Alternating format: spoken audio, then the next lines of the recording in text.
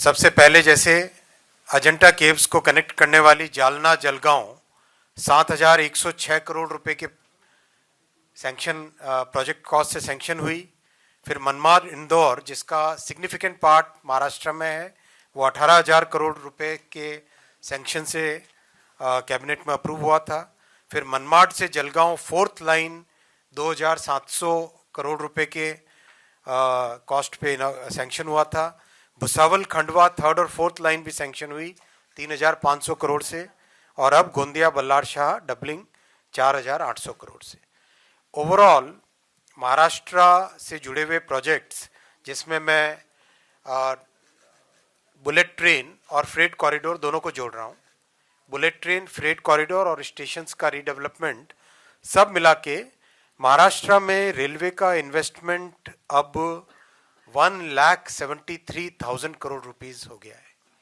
1,73,804 crore rupees के projects Maharashtra से जुड़े हुए projects हैं। और इसको इतने बड़े सैंक्शंस को करने के लिए हर साल फंड्स बड़ी मात्रा में चाहिएंगे। इसीलिए अगर आपने नोटिस किया है इस साल का जो बजट है उस बजट में महाराष्ट्र के लिए 23,778 करोड़ रुपीस का एलोकेशन किया है। 23,778 करोड़ रुपीस का एलोकेशन। आप याद करो जब इंडी सरकार की केंद्र में सरकार थी, इंडी गठबंधन की, यूपीए नाम था तब, नाम कुछ भी बदले है तो कैरेक्टर तो एक ही है ना। तो उस सरकार के समय मात्र महाराष्ट्र को 1,171 करोड़ रुपए का रेलवे बजट मिलता था।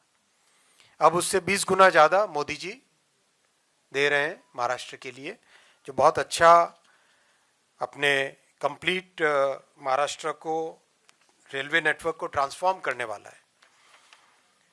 मुंबई के बहुत सारे प्रोजेक्ट्स भी बहुत तेज़ी से चल रहे हैं। CSMT Kurla 5th 6th line, Mumbai Central Borivali 6th line, harbour line को गोरेगांव से बोरीवली एक्सटेंशन करना, Borivali Virar 5th 6th line, Vihar से डाहणू रोड 3rd और 4th line, Panvel Karjat suburban corridor, Airoli Kalwa elevated suburban corridor link, Kalyan Asangaon 4th line, ये सारा डेटा आपके साथ शेयर करेंगे। Kalyan Badlapur 3rd 4th line, Kalyan Kasara 3rd line, Naigaon Juichandra double chord line, नीलजे कोपर डबल कॉर्ड लाइन, ये सारे के सारे प्रोजेक्ट्स बहुत अच्छी प्रोग्रेस हो रही है। 17,000 करोड़ रुपीस के प्रोजेक्ट्स हैं। 17,000 करोड़ रुपीस के प्रोजेक्ट्स हैं केवल मुंबई एरिया के लिए। इसी तरह से पुणे के लिए, संभाजी नगर के लिए, नागपुर के लिए, पूरे महाराष्ट्र के हर क्षेत्र के लिए कई सारे प्रोजेक्ट्स अभी चल रहे हैं। मुंबई के लिए बहुत अभी रिसेंटली माननीय मुख्यमंत्री जी के साथ चर्चा हुई थी। उसके बाद में तय हुआ कि 238 नई एयर कंडीशनड गाड़ियों का मैन्युफैक्चरिंग भी जल्दी चालू हो जाएगा। अप्रूवल प्रोसेस से निकल रहा है, वो सारा सैंक्शन प्रोसेस में है अभी। तो that will be another major improvement in the city transportation. फिर माननीय मुख्यमंत्री जी का बहुत अच्छा एक इनिशिएटिव है मुंबई वन कार्ड, जिसके बारे में आप बताएंगे। उसमें भी रेलवे जुड़ेगा। और ओवरऑल महाराष्ट्र के सारे प्रोजेक्ट्स, मुंबई के प्रोजेक्ट्स, पुणे की कैपेसिटी बढ़ाने में पहला माइलस्टोन अभी जल्दी अनदर 45 डेज में या ज़्यादा 60 दिनों में कंप्लीट होगा हड़पसर की कैपेसिटी बढ़ने से।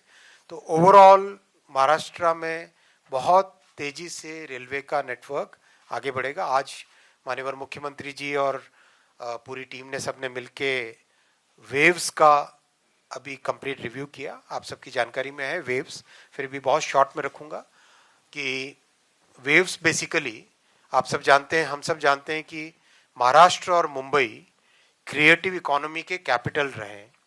कई ऑलमोस्ट 100 साल से अधिक का इतिहास है क्रिएटिव इकोनॉमी में। मुंबई एक कैपिटल रहा है। अब टेक्नोलॉजी लगातार चेंज हो रही है। इस नए टेक्नोलॉजी के युग में मुंबई की लीडरशिप और महाराष्ट्र का ये जो बहुत बड़ा फोकस है वो मेंटेन रहे, इसके लिए माननीय प्रधानमंत्री जी ने वेव्स की कल्पना की है, जो कि ऑडियो वीडियो एंटरटेनमेंट सेक्टर में एक टोटली नई क्रिएटर्स इकोनॉमी को एक ऐसी दिशा देना, एक ऐसा प्लेटफॉर्म देना जो कि दुनिया भर से, जैसे लोग ऑस्कर के लिए फिल्मों में ऑस्कर के बारे में सोचते हैं, वैसे ही नई क्रिएटर्स इकोनॉमी में आने वाले समय में वेव्स के बारे में दुनिया भर का एक एस्पिरेशन रहेगा। तो उसका बहुत अच्छा अभी डिटेल रिव्यू हुआ। मैं धन्यवाद देना चाहूँगा माननीय मुख्यमंत्री जी को। आपकी टीम ने कंप्लीट एक तरीके से वन टीम की तरह काम किया है। वैसे भी डबल इंजन की सरकार है, तो एक बहुत अच्छा कोऑर्डिनेशन है। मैं रिक्वेस्ट करूँगा माननीय मुख्यमंत्री जी से, आप इस विषय को रखें। माननीय केंद्रीय रेल्वे आणि इन्फॉर्मेशन ब्रॉडकास्टिंग मंत्री श्री अश्विनी वैष्णवजी, सन्माननीय मुख्य सचिव आणि भारत सरकारचे INB सचिव श्री जाजूजी,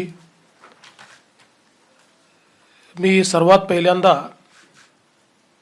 माननीय रेल्वे मंत्र्यांचे मनापासून आभार मानतो की आज एक अतिशय महत्त्वाच्या लिंकचं या ठिकाणी त्याची सुरुवात त्यांच्या माध्यमातून होते आहे।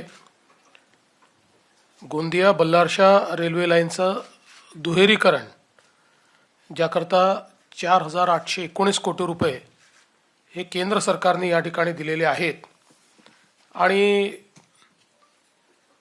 यामुळे निश्चितपणे जो विदर्भाचा भाग आहे त्याला एक मोठा फायदा होणार आहे आणि विशेषतः छत्तीसगड आणि तेलंगणाशी जो व्यापार आहे, व्यवहार आहे, हा विदर्भाचा वाढण्याच्या दृष्टीनं ही एक अत्यंत महत्त्वाची लाईन आहे। कारण आपल्याला माहिती आहे की गोंदिया अशा ठिकाणी आहे की जिथनं मध्य प्रदेश आणि छत्तीसगड या दोघांची बॉर्डर आहे आणि पलीकडे बल्लारशाहपासून तेलंगणा आणि तिकडे आंध्र प्रदेश आपल्याला मिळतो। त्यामुळे अतिशय स्ट्रॅटेजिक अशा प्रकारची ही जी लाईन आहे ती या ठिकाणी खरं म्हणजे आज मंजूर झाली, त्याबद्दल मी मनापासून आभार माननीय मंत्री महोदयांचे मानतो। सो त्यांनी सांगितलं की जवळपास 1,73,000 कोटी रुपये केंद्र सरकार रेल्वे इन्फ्रास्ट्रक्चरमध्ये महाराष्ट्रामध्ये खर्च करते आहे आणि विशेषतः 132 स्टेशन्स महाराष्ट्रातले केंद्र सरकारने रेल्वे मिनिस्ट्रीने रिडेव्हलपमेंट करता घेतलेले आहेत, ज्यामध्ये आपलं छत्रपती शिवाजी महाराज टर्मिनस देखील आहे आणि महाराष्ट्रातले जवळजवळ सगळे महत्त्वाचे स्टेशन्स याचं वर्ल्ड क्लास स्टेशन्समध्ये ट्रान्सफॉर्मेशन हे रेल्वे विभागाच्या माध्यमातून होत आहे। यावर्षी देखील जवळपास 24,000 कोटी रुपये, 23,700 कोटी रुपये हे रेल्वे बजेटमध्ये आपल्याला मिळालेले आहेत। आपण जर बघितलं तर UPAच्या 10 वर्षात 10,000 कोटी रुपये देखील एकत्रितपणे 10 वर्षात मिळालेले नाहीत आणि दरवर्षी 23,000 25,000 कोटी रुपये हे आपल्याला माननीय मोदीजींच्या सरकारमध्ये महाराष्ट्रामध्ये अपग्रेडेशन करता या ठिकाणी मिळत आहेत। नवीन रेल्वे लाईन्स देखील सुरू होत आहेत आणि यासोबत एक अजून खूप आनंदाची गोष्ट आहे की केंद्र सरकारच्या माध्यमातून आता लवकरच छत्रपती शिवाजी महाराज सर्किट हे देखील या ठिकाणी सुरू होणार आहे, ज्याच्यामध्ये अतिशय सुंदर अशा प्रकारची आयकॉनिक रेल्वे 10 दिवसाचा टूर हा छत्रपती शिवाजी महाराजांच्या जे काही विविध महत्त्वाचे किल्ले आहेत किंवा जागा आहेत आणि अर्थातच त्याच्याशी संबंधित इतर जे काही आपले सांस्कृतिक स्थळ आहेत याला जोडणारा याचीही सुरुवात ही रेल्वे विभाग त्या ठिकाणी करतो आहे। ही पण मला असं वाटतं की अतिशय आनंदाची गोष्ट आहे आणि म्हणून मी माननीय रेल्वे मंत्र्यांचं अतिशय मनापासून या ठिकाणी आभार मानतो। आज खरं म्हणजे VCच्या माध्यमातून आपल्याकडे गोंदियाचे पालकमंत्री बाबासाहेब पाटील, चंद्रपूरचे पालकमंत्री अशोकजी उईके, गडचिरोलीचे सहपालकमंत्री आशिष जयस्वाल हे देखील जुडलेले आहेत।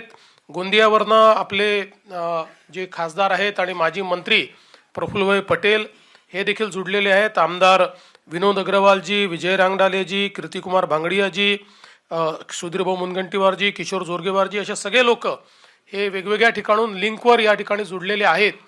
त्यांचंही मी अतिशय मनापासून अभिनंदन करतो. आणि रेल्वे विभागाने महाराष्ट्राला ही जी काही एक प्रकारे खूप मोठ्या प्रमाणात प्रायोरिटी दिलेली आहे त्याबद्दल मी रेल्वे विभागाचे मनापासून आभार मानतो. यासोबत आत्ताच माननीय मंत्री मोदयांनी वेव्हचा उल्लेख केलेला आहे. World audio visual entertainment summit ही 1 मे पासनं 4 मे पर्यंत मुंबईमध्ये याच BKCच्या जिओ वर्ल्ड कन्व्हेन्शन सेंटरला होणार आहे. जगातली क्रिएटिव्ह इकॉनॉमी मधली सगळ्यात मोठी समिट ही असणार आहे. 100 पेक्षा जास्त देशातनं त्याच्यामध्ये काही हेड ऑफ द स्टेट्स, काही महत्त्वाचे मंत्री आणि अर्थातच क्रिएटिव्ह इकॉनॉमी मधले वेगवेगळ्या प्रकारचे जे प्रायव्हेट प्लेयर्स आहेत असे सगळे हुज हू ज्याला आपण म्हणू शकतो ते या वेव्हजला या ठिकाणी येणार आहेत. आणि माननीय प्रधानमंत्री महोदयांची इच्छा आहे की दरवर्षी हा इव्हेंट क्रिएटिव्ह इकॉनॉमीचा भारतामध्ये होईल, इथेच आपल्याकडे होईल. त्याचं परमनंट व्हेन्यू जो आहे तो मुंबई राहणार आहे. आणि याला हळूहळू जगातला सगळ्यात मोठा इव्हेंट, जसं मंत्री महोदयांनी आता सांगितलं की फिल्म फेस्टिवल करता कान्स मानलं जातं किंवा वेफ करता डावोस हे आहे, किंवा तिकडे आपल्याला माहिती आहे की ऑस्कर अवॉर्ड्स आहेत, ग्रॅमी अवॉर्ड्स आहेत. जगातले हे सगळ्यात मोठ्या क्रिएटिव्ह प्रॉपर्टीज मानल्या जातात. तशा प्रकारची क्रिएटिव्ह प्रॉपर्टी ही वेव्हजला या ठिकाणी तयार करण्याचा प्रयत्न आपल्या माननीय प्रधानमंत्र्यांच्या माध्यमातून होतोय. कारण आज जगातली फास्टेस्ट डेव्हलपिंग इकॉनॉमी जर कुठली असेल तर ती क्रिएटिव्ह इकॉनॉमी आहे. सर्वात जास्त वेल्थ क्रिएट करते आणि सर्वात जास्त जॉब्स क्रिएट करते. आणि म्हणून भारताने याच्यामध्ये अग्रसर राहावं. कारण क्रिएटिव्ह वर्ल्ड वेगवेगळ्या फॉर्मॅटमध्ये सर्वाधिक जुनं हे भारतामध्ये आहे. आपण जर बघितलं तर स्टोरी टेलिंगचं आर्ट, वेगवेगळे फॉर्मॅट, नाट्यशास्त्र असेल, सगळ्या गोष्टी आपल्याला भारतामध्ये प्राचीन काळापासून मिळतात. आणि म्हणून आता या इकॉनॉमीला भारताने लीड केलं पाहिजे. या दृष्टीनं वेव्हजची या ठिकाणी संकल्पना करण्यात आलेली आहे. केंद्र सरकार आणि राज्य सरकारच्या टीम्स या एकत्रितपणे याच्या सफलतेकरता या ठिकाणी काम करता आहेत. आणि यातलाच एक महत्त्वाचा मुद्दा म्हणजे जो मंत्री महोदय आप बोलते समय थोड़ा आपके दिमाग आप भूल गए, यानी आपने एक बहुत महत्वपूर्ण संस्था महाराष्ट्र को दी है जो है IICT, Indian institute of technology. जशी आहे तशी Indian institute of creative technology ही देशातली सगळ्यात प्रायमरी क्रिएटिव्ह टेक्नॉलॉजीची संस्था असणार आहे. आपलं जे फिल्म सिटी आहे तिथे आपण जागा दिलेली आहे. यामध्ये केंद्र सरकार, महाराष्ट्र सरकार आणि फिकी वगैरे सारखे काही लोक असे एकत्रित येऊन ही संस्था या ठिकाणी उभी करणार आहेत. वन ऑफ इट्स काइंड अशा प्रकारची ही अतिशय महत्त्वाची संस्था ही महाराष्ट्राला दिल्याबद्दल मी माननीय मंत्री महोदयांचे आणि देशाचे प्रधानमंत्री महोदय यांचे आभार मानतो की क्रिएटिव्ह वर्ल्डमध्ये आपण या माध्यमातून खूप पुढे जाणार आहोत. यासोबत मंत्री महोदयांनी अजून एक महत्त्वाचा निर्णय घेतलेला आहे. मालाडमध्ये जवळपास 240 एकर ही INB मिनिस्ट्रीची जागा आहे. महाराष्ट्र सरकारसोबत कोलॅबरेट करून या क्रिएटिव्ह स्पेसमधली सगळ्यात मोठी अशा प्रकारची त्या ठिकाणी व्यवस्था ही उभी करण्याचा मानस हा मंत्री महोदयांनी त्या ठिकाणी बोलून दाखवलेला आहे.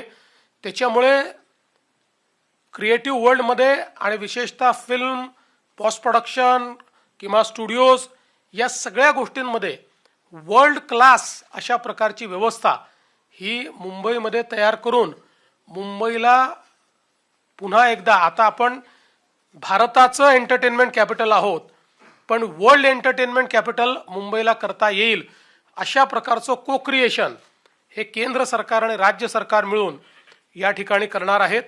त्याहीबद्दल मी माननीय मंत्री महोदयांचे आभार मानतो. लवकरच या संदर्भातले MOUs देखील आम्ही करू आणि त्या संदर्भातली पुढचं प्लॅनिंग देखील जे आहे ते आम्ही निश्चितपणे सादर करू. पण मला असं वाटतं की या वेव्सच्या माध्यमातून एका ज्याला आपण क्रिएटिव्ह स्पेसच्या कन्व्हेन्शनमध्ये ग्लोबल मॅपवर मुंबईला आणण्याचा आपला प्रयत्न आहे आणि तो यशस्वी होईल. आपल्यालाही सगळ्यांना माझी विनंती आहे की आपण याला वाईड पब्लिसिटी द्यावी, जास्तीत जास्त लोकांपर्यंत पोचेल अशा प्रकारचा प्रयत्न आपण सर्वांनी करावा, अशा प्रकारची आपल्यालाही विनंती करतो.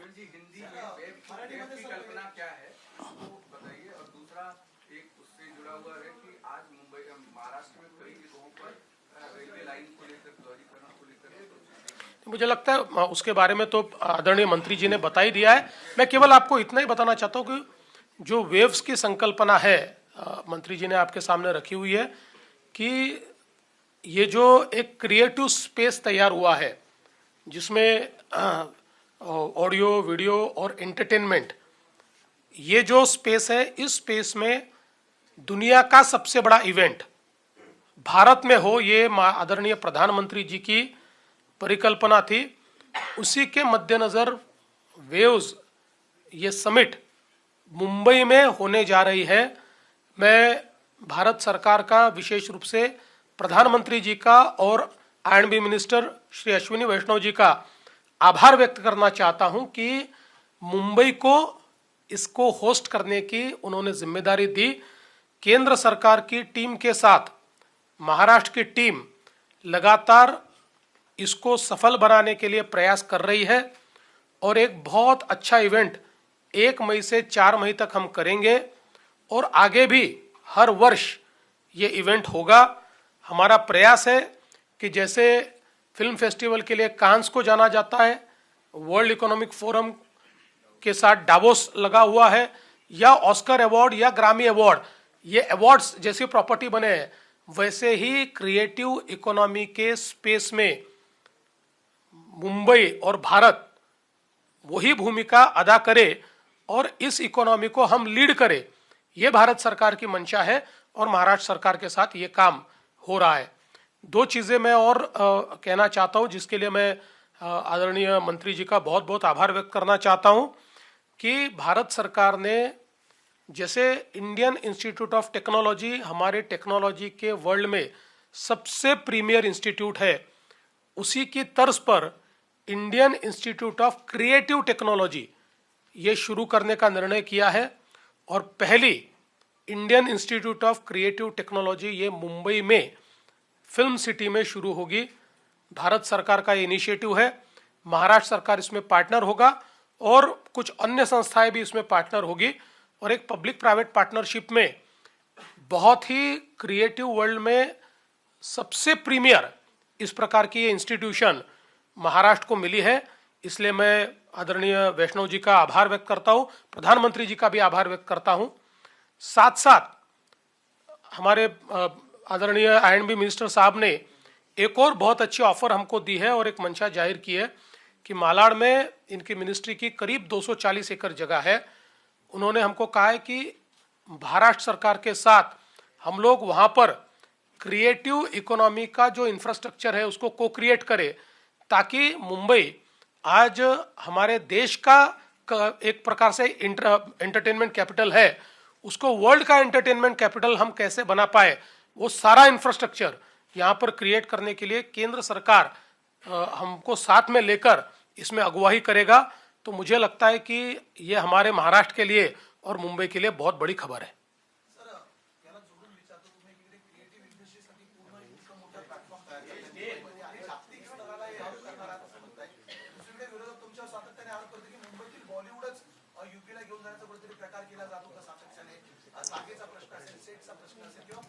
नमस्कार वैष्णव जी, मैं प्रफुल्ल पटेल बोल रहा हूँ. प्रफुल्ल भाई 1 मिनिट. हा बोलो. नाही, असं आहे, पहिल्यांदा तर कोणीही फिल्म सिटी तयार करू शकतं, त्याच्यावर कोणाचं बंधन नाही आहे. पण जी नॅचरल इकोसिस्टीम फिल्म्सची मुंबईमध्ये आहे ती इतर ठिकाणी तयार होणं कठीण आहे. त्यामुळे कोणी सेट्स तयार करून शूटिंग करता जागा उपलब्ध करून देत असेल तर त्याचं स्वागत आहे. पण मुंबईची फिल्म इंडस्ट्री अन्यत्र जाईल असं शक्य नाही. उलट आता तर आम्ही जे क्रिएट करतोय त्याच्यामुळे वर्ल्डची फिल्म इंडस्ट्री आणि एंटरटेनमेंट इंडस्ट्री मुंबईमध्ये येईल. हाँ, एक हमको एमओयू एक्सचेंज करना है, वो हम करते हैं. जरा एक मिनट. आईआईसीटी के डेवलपमेंट के लिए भारत सरकार और महाराष्ट्र सरकार के बीच में एक एमओयू हुआ है. वो अभी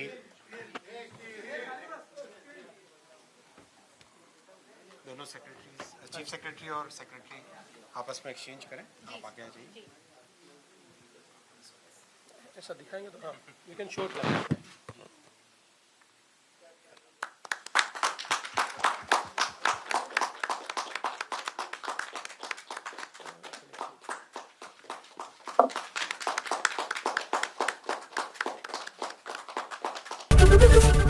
एबीपी माझा, उघडा डोळे बघा नीट.